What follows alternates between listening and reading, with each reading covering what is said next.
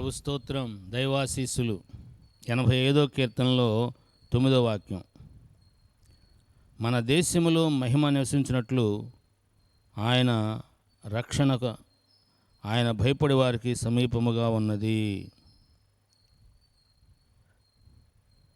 మన దేశములో మహిమ నివసించినట్లు ఆయన రక్షణ ఆయనకు భయపడే వారికి సమీపముగా ఉన్నది.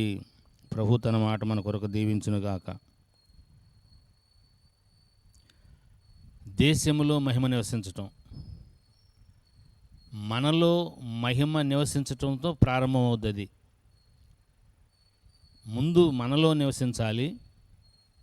నెక్స్ట్ స్టెప్ మన కుటుంబంలో నివసించాలి. నెక్స్ట్ స్టెప్ మన చుట్టూ ఉన్న నివాసాల్లో మహిమ నివసించాలి. అది గ్రామానికి పాకాలి. ఆ తర్వాత మండలాలు, జిల్లా, రాష్ట్రము, దేశము. దేశములో మహిమ నివసించాలి అనేది దేవుని యొక్క కోరిక. మనలో మహిమ నివసించాలనే దేవుని కోరిక. దేశములో మహిమ నివసించాలంటే అది మనతోనే ప్రారంభం అవ్వాలి. దేవుని మహిమ మోషే గారి ముఖం మీద ప్రకాశించగా ప్రజలు చూడలేకపోయారు. ఇప్పటికీ మోషే గారి ద్వారా దేవుడు చేసిన కార్యాల గురించి మనం చెప్పుకుంటున్నాం. సుమారుగా 5,000 సంవత్సరాల నుంచి చెప్పుకుంటున్నాం. సుమారుగా కరెక్ట్ క్యాలిక్యులేషన్లో తప్పు చెప్పానని వాటి జోలికి వెళ్ళొద్దు. 1000 సంవత్సరాల నుంచి, సరేనా, 1000 సంవత్సరాల నుంచి చెప్పుకుంటున్నాం. మనం చూడలా, మనం ఎరగలా, మనకు తెలియదు. వ్రాయబడిన వాక్యాన్ని మనం నమ్ముతున్నాం. మనం లేకపోయినా కానీ మనలో మహిమ నివసించిందని రాబో తరాలు చెప్పుకునే అనుభవాన్ని మనం నేర్చుకోవాలి. పిల్లలకి నా తర్వాత ఉన్నవారికి నేను శాపం మిగిల్చి వెళ్ళకూడదు. మా తండ్రిలో మహిమ నివసించింది, సంఘబిడ్డలు మా సేవకుడిలో మహిమ నివసించింది అనే రీతిగా మనం దేవునికి అంటుకట్టబడి ఉండాలి. ప్రభువైన యేసుక్రీస్తు వారికి అంటుకట్టబడి ఉండాలి. నా మహిమను నేను ఎవరికి ఇచ్చువాడిన కాదన్నాడు. ఇచ్చువాడిన కాదని చెప్పిన దేవుడు దేశంలో మహిమ నివసించాలని ఎట్ట కోరుకుంటాడు? మరి అది మన ద్వారా ఎవరికి ఇవ్వాలని ఇష్టపడతాడో వాళ్ళకి ఇస్తాడు.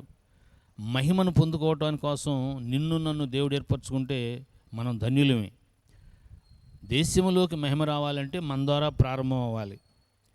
మరి నీ ద్వారా నీ ఇంట్లో, నీవు ప్రయాణం చేస్తున్న స్థితిలో, నీ ఆఫీసులో, నీ పని చేస్తున్న స్థలంలో, నువ్వు సేవ చేస్తున్న స్థలంలో దేవుని యొక్క మహిమ నీలో నివసిస్తుందనే సాక్ష్యము ప్రజలు చెప్పుట చేత మనం ధన్యులమైనట్టే. ఏదో ముఖస్థితి కోసం చెప్పే మాటలు మనం పట్టించుకోవద్దు. కానీ దేవుని యొక్క మహిమ నివసించాలంటే మోషే గారిలాగా దేవునితో గడిపే అనుభవం రావాలి. దేవునితో గడిపే అనుభవం లేకుండా ఆ మహిమ నివాసం చేయదు.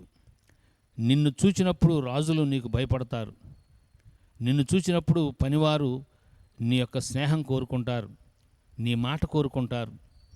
మహిమ నివసించడం అంటే అది. అధికారులు ఫలానా వానితో సంప్రదిస్తే ఈ కార్యం జరుగుద్దని యోసేపు గారిలాగా మెప్పు పొందినట్లుగా మహిమ, దేవుని మహిమ మనలో నివసించడానికి దేవుడు కోరుకుంటున్నాడు. మరి నిన్ను అలాగా దేవుడు కోరుకుంటున్నాడు, నన్ను అలాగా కోరుకుంటున్నాడు.